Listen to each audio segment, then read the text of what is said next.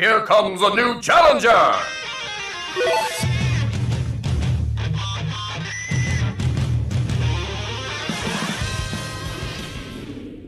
Hello there everyone, I wanted to make a video talking about the DLC and whether or not the challenger packs are really worth getting. Obviously we're not done, we're missing 2 more characters, but I figured that since it's going to be a while since we're probably going to see those last 2, I decided to make this video now and also answer the question, which pass has more value, pass 1 or 2. Even though pass 2 isn't finished yet, I think that with what we do have, the discussion is, well, much more worth it. So let's say you were a new player and you had $30. You could buy pass 1 or you could buy pass 2, but you don't know which one you want to get. And so I will basically give my, opinion on which one I think is better, though you could in the comments below type down whether or not you think pass 1 has more value or pass 2 has more value. I'm simply just giving my own thoughts on the subject matter at hand. So here we have the DLC based on the challenger pack as a whole. I'm talking character, stage, and music. And then this one, it is merely just the characters and their placements. So, on the tier list. With that all being said, let's get this out of the way and this out of the way. This will essentially be mid tier, high tier, top tier, and who's the best out of the DLC. Of course, this is subjective, this is my opinion, so you can disagree with me if you like. That's just me though. And yeah, so let's get started, shall we? So let's start with Piranha Plant. Easily, when it comes to this, not worth buying. Piranha Plant is $5. $5 for just the character, no stage, no music, just the character. And in terms of Piranha Plant as a character and how he plays in the game, he's mostly seen as mid-tier. He has a lot of weaknesses, mainly due to short range and all this sort of stuff. I don't want to get too deep into it. I do want to make this video as short as possible. And so, unless you really like his linear game plan, he's very much just a one-off character. Of course, he isn't part of any of the 2 passes. However, I would say that, with that $30 in mind, you could just buy pass 1 and Piranha Plant. But even still, that is just less value for you. That's my opinion. Of course, if you had the game, then in the first 2 months you'd get it for free, but this is like if you were just getting it. Moving on, we have Joker. So when it comes to Joker, we have to consider all 3 things. Now when it comes to characters, they all move up here, right? Whether or not the character is fun or not. But of course, we have to then consider, alright, what about the stage? Is the stage good? Well, casually, maybe. The thing about the stage is that it's pretty big-ish, and whether or not you have hazards on or off, the stage can be kind of campy, especially like if you're playing like 4-player or 3-player or 2v2 or whatever, you could just end up camping on the stage. And even with hazards on, the stage itself is just sort of like you get hit a bunch by the trains or the walls, you get bounced everywhere. I mean, I don't really find that fun, me personally. I don't see that as fun to play around with. I mean, sure, you could do like wall combos, but I mean, I don't really see that as anything beneficial, especially when there are other stages with walls that you could do a lot better with, in my personal opinion. So when it comes to the stage, but when it comes to music, Joker is easily has some of the most amazing music from Persona. Of course, it's only from Persona 3, 4, and 5. I wish a Lone Prayer was in was with part of him, but whatever. And of course, there are remixes to his name. Essentially, I believe it's like 1 remix for Persona 5, which is Beneath the Mask. I'll Face Myself for Persona 4 and the Velvet Room theme. So there you go. Music's great. The stage on the other end, And when it comes to characters, obviously they're all gonna be, pretty good-ish or worth buying to some extent. After all, you're only paying $1 extra. If you were to buy these characters individually, you'd only be buying 1 character extra, or $1 extra compared to like Piranha Plant, and you're getting a stage and music, you know what I mean? And especially with all the neat references and such with Joker, including his all attack having the really nice victory screen, I think that Joker's easily worth value. And of course, if you know anything about Joker, he's obviously a top tier character. Obviously, you know what, let's just change this, because I know some people are just gonna skip to the end and they're gonna be like, I don't know if I agree with that one, Chief. I'm getting. I know that there are going to be people like that. That doesn't mean it's not annoying. You know what I mean? I hope you have sympathy for me at that end. But there you go. Best in the DLC. I can't put game. Best in the DLC, right? Alright, moving on. So then we have Hero. So Hero, mostly seen as a high tier, mid tier. I think personally Hero is a high tier. I've made an analysis on the character if you wish to watch that. But essentially, the character is very strong. And if you consider Shulk to be strong, then Hero's kind of strong for similar reasons. He has other tools that Shulk doesn't have, and obviously a lot of his buffs are RNG dependent, whereas Shulk has on them on command. But you know, I think that when it comes to Hero, he's a very strong character. But when it comes to his music, alright, look guys, you may hate me, but the only song in there that's actually worth listening to is Adventure, okay? Maybe Warcry, or was it Wagon Wheel March or something like that. Look, Dragon Quest music, like, it's okay, it's all right, but I don't know about you guys, but me personally, I've never been like too big of a fan of, well, Dragon Quest music. There's just something about it, like the tone of the song, or like the tone of the themes, that's just like, it never sit right with me, right? Like versus like, say, any other RPG where you have like a serene forest type theme or whatever, whereas like in Dragon Quest is like, it's super bombastic in some instances and just sort of like mellow in others. It's really weird. The music, I don't know how to feel about it. Outside of Adventure, I'm not a fan of any of the songs. So there you go. In terms of the stage again, pretty big, pretty campy, so like obviously people can get annoyed about that. And the stage itself is kind of like how do I say this? It's just the DLC version of, well, the clock tower from Bayonetta's, well, stage, right? Like the falling clock tower. So like, you know, platforms just spawn in out to the sides and whatnot. Like literally, I think the only thing different about this stage versus the falling clock tower is that it has like a start point, similar to like, say, Meta Knight's stage, right? The halberd. And it has like the mimics showing up, but that's really about it. And with heads off, the mimics don't even show up. So I don't know. So even though I really like Hero, you know, competitively wise, this stage is like pretty much just a 2v2 stage, and then it like sort of gets campy.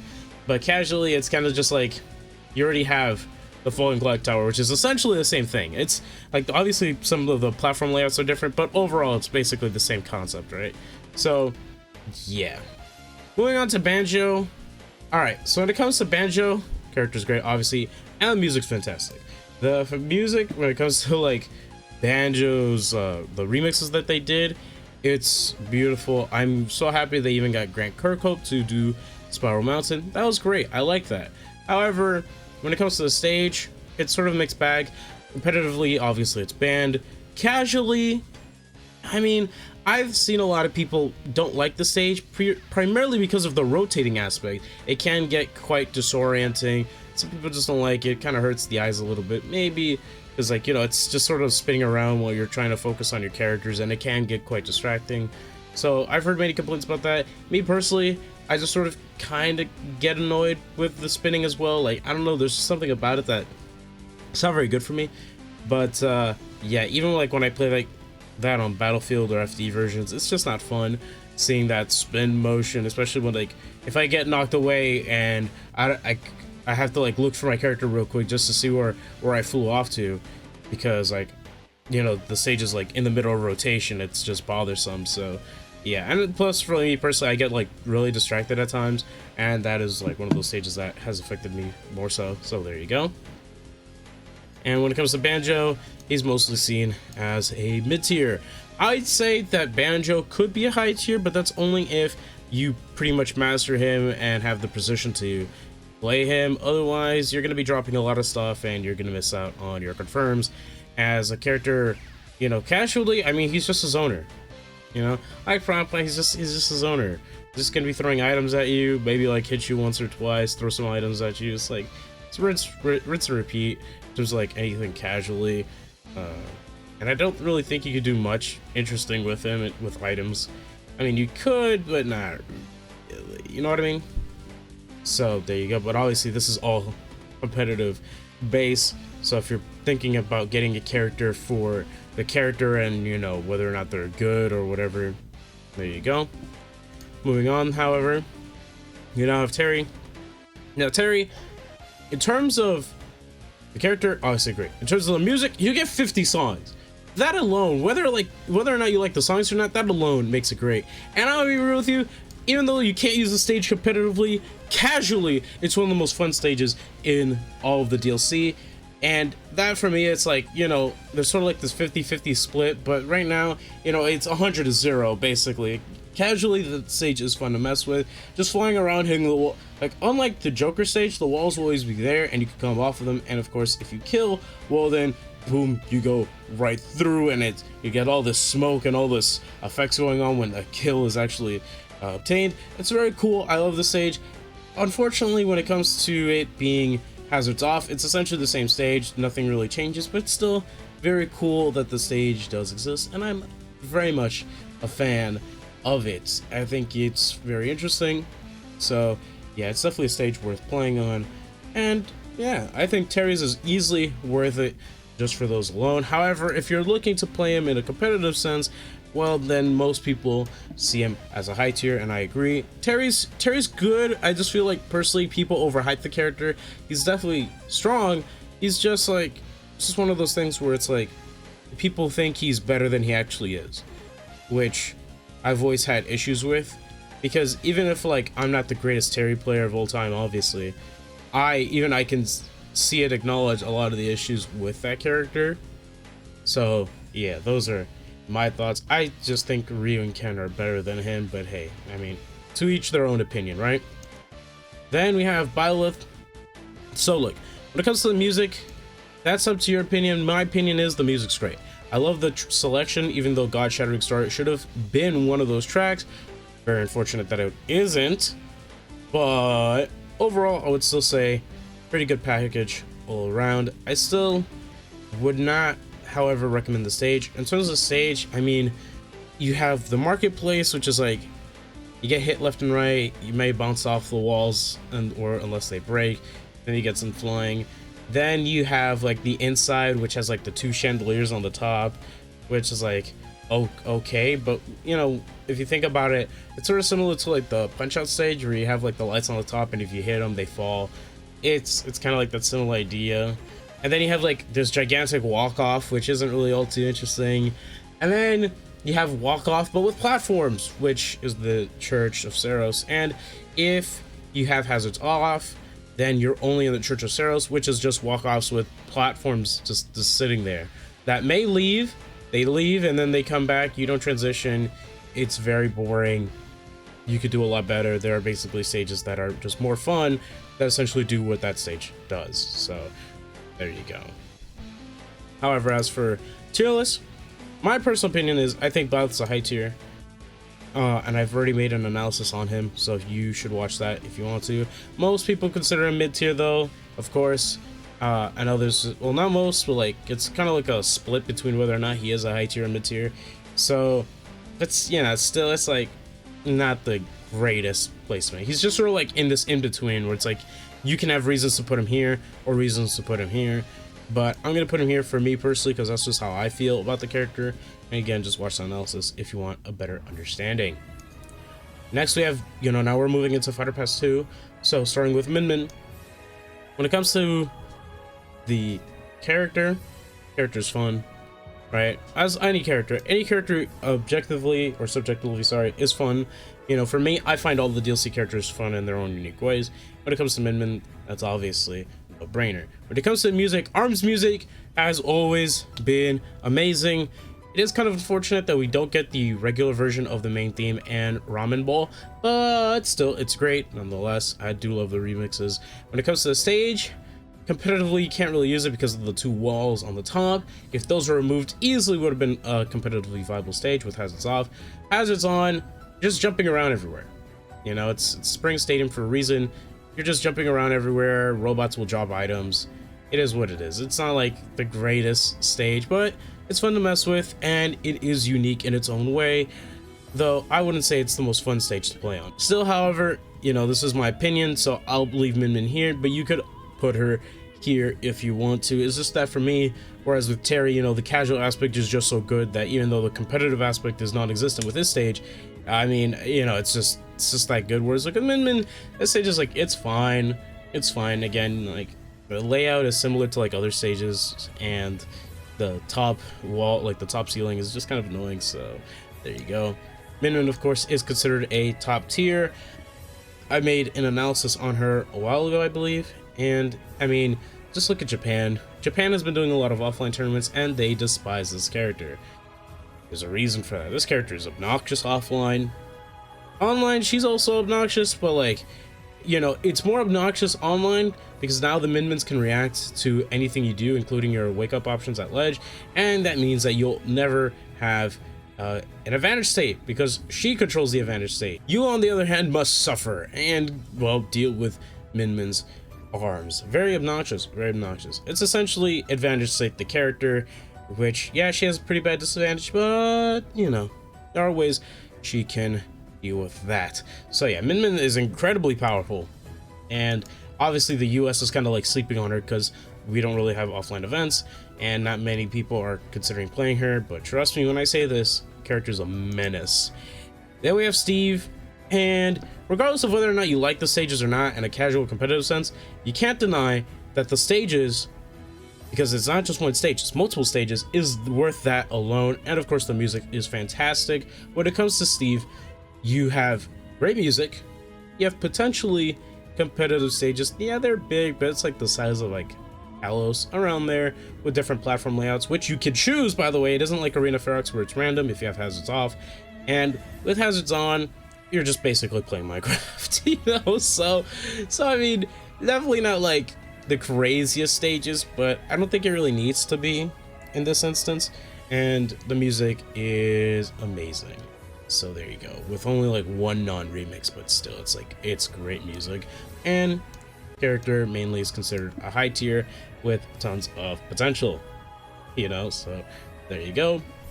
Then we have Sephiroth, right? Sephiroth, I'm just gonna put him up here already. You already know, character's fun to play. I don't even have to say that anymore, you know, it's just pretty obvious. And the music's great. We actually do get Final Fantasy VII remixes, which is insane, and the stage itself is perfect. You can play it casually or competitively with hazards on or off. Obviously the stage background is distracting, but I feel that if you play the stage multiple times, it does like get easier to focus on your character. It's just one of those things where it's like, yeah, the first few times it might get distracting, but afterwards it's like you can easily find your character. And I've really had no issues after playing on that stage for months now. Well, 2 months at this point, right? So yeah, the stage is great, fun, tells the ending of Final Fantasy VII, spoiler Sakurai, and great overall, I would say. It's a very amazing package with Sephiroth, so there you go. As for Sephiroth, however, as a character, mainly considered top tier, is what it is, you know how it be. Right? Similar reasons as to why Min Min is top tier, though. Sephiroth, once he has wing, is basically you can't ledge trap him. It just can't. You know, some characters can, but for the most part, you can't ledge trap him. He basically gets back on stage for free. All right, and his edge guarding is fearsome, massive hitboxes, and pretty good frame data for having that big of a sword. Oh, but he's light, Sab. Yeah, when has being a light character ever been an issue for Smash characters? Seriously. So, character's stupid. And we have Pirate Mithra. So, in terms of music, alright, Xenoblade 2 music is great. When it comes to the stage, however, it's all in your opinion, whether or not you like it. I played on it a little bit. Competitively, it does have potential. Obviously, it has a slant with, well, Gramps' neck, but I wouldn't say it's that bad of a slant. Like, it's not the worst slant in the world. And when it comes to, like, it casually, it can kind of be annoying when you're trying to recover and then his head just goes whoop. You know what I mean? But still, I would say that it's all up to your opinion on whether or not you think that stage is worth playing on. Me personally, for the time I have played and tested it, it's okay. You know, it's definitely unique compared to like other stages where it's like kind of like the same thing, But yeah, and I know like some people may say, oh, but Sephiroth's stage is basically Kalos. Yeah, but it's better than Kalos. All right, it's more interesting to look at, and the platform layouts are closer and lower to the main stage than Kalos, because Kalos is a campy stage that sucks, and Northern Cave is an amazing version of a terrible stage. So there you go. So with that, let's move here. And from early impressions, a lot of people are saying these two characters are top tier, and let alone this, right? Even if you don't like playing the character, you can't not acknowledge the fact that you essentially get two characters in one pass, right? You get like two characters, which their normals are all basically the same. It's their specials that are different outside of like their attributes. And I mean, when I say the normals are the same, I mean animation wise, obviously there's different hitboxes and frame data. But still, you're essentially getting a 2-for-1 package, and when it comes to them on the tier list, they're considered top tier. So this is my opinion on this part, and this is my opinion on here, and obviously a lot of people consider Joker to be one of the best top tiers in the entire game. For a lot of people, they say Joker is probably the best out of the DLC, you know. So I mean, very strong character, but of course once offline comes back, we will see more of Joker soon to come. So hopefully offline comes back very soon, because I'm getting tired of online. I'm getting tired of online, bro. I hate seeing Sonics, bro. Unreactable woos, bro. I can't take it anymore. I don't mind playing with friends and stuff, but outside of that, oh man, like kill me please.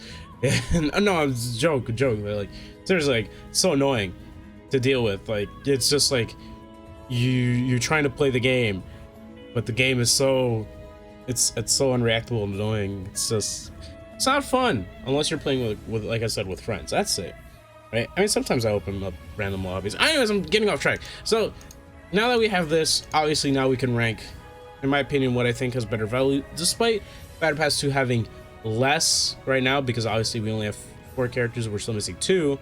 I would still say that you're more, I would say you'd get more worth off of buying Fighter Pass 2 than you would buying Fighter Pass 1 plus Piranha Plant.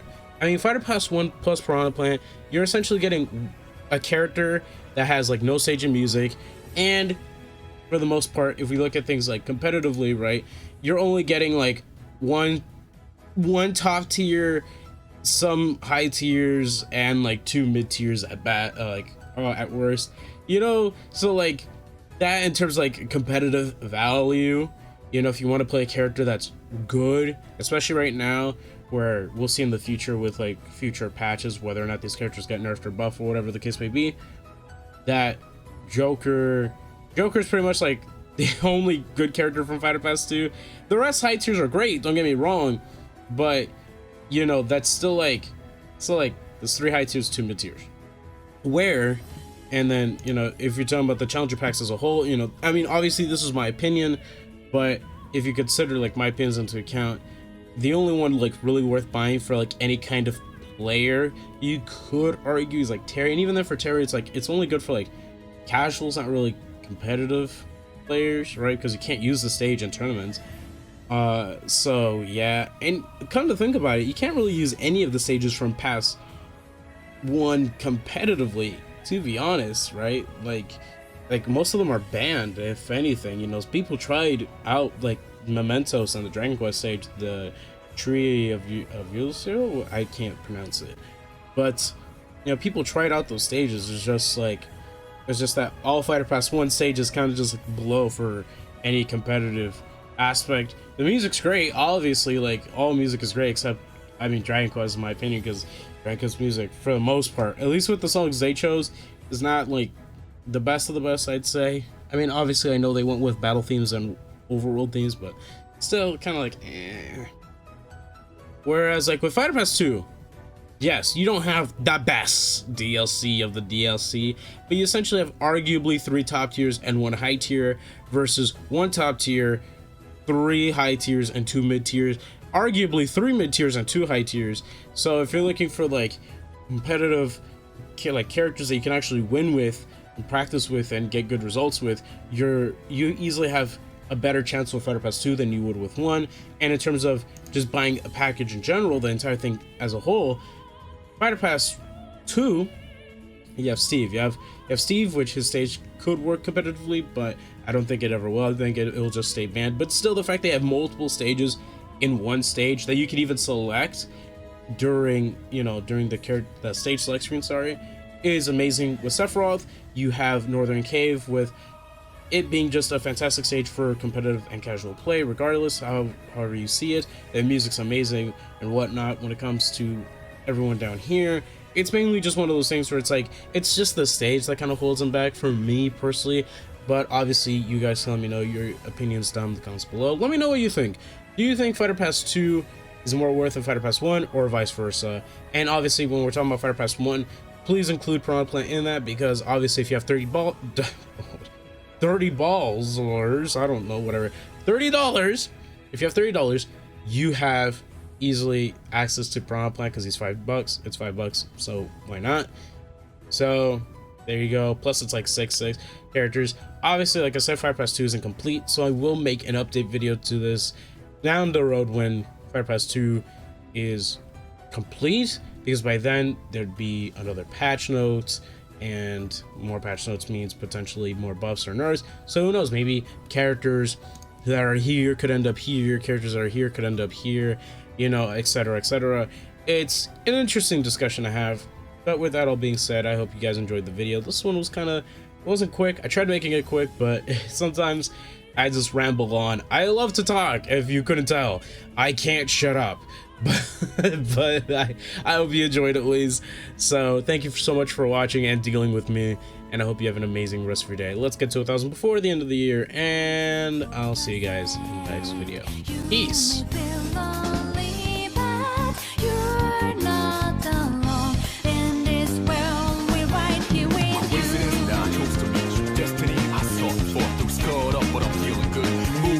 I'm coming through, partner with the tools right. You're the fire, I'm the wind tonight. Burning dread, ha, that's right, baby, baby, baby.